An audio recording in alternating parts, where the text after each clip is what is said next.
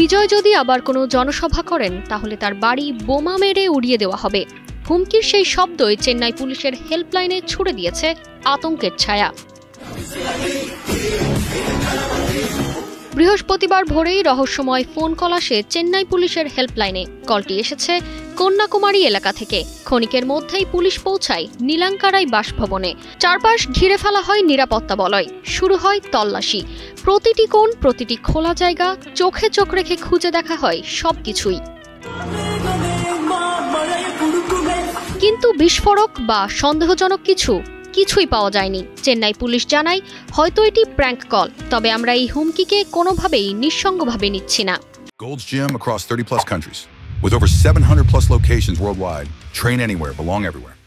মনে রাখুন, সম্প্রতি বিজয়ের রাজনৈতিক দলের এক জনসভায় পদদলিত হয়ে 41 জনের মৃত্যু হয়েছিল। সেই আতঙ্ক এখনো না মুছতে এবার নতুন হুমকি, নতুন চাপ। চেন্নাই যেন একটি বিশাল থ্রিলার সেট এবং আমাদের নায়ক সেখানে বিজয় থালাপতি।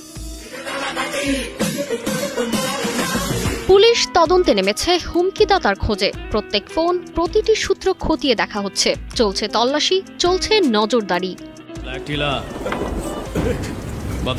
তবুও স্বস্তির খবর, বিজয় ও তার পরিবার নিরাপদে আছেন। পুলিশ পরিস্থিতি নজরে রেখেছে, তাই সবকিছু এখন সুরক্ষিত। আপাতত আতঙ্ক কেটে গেছে, পরিস্থিতি নিয়ন্ত্রণে। তারতিবা ফারুহি, কালের কণ্ঠ।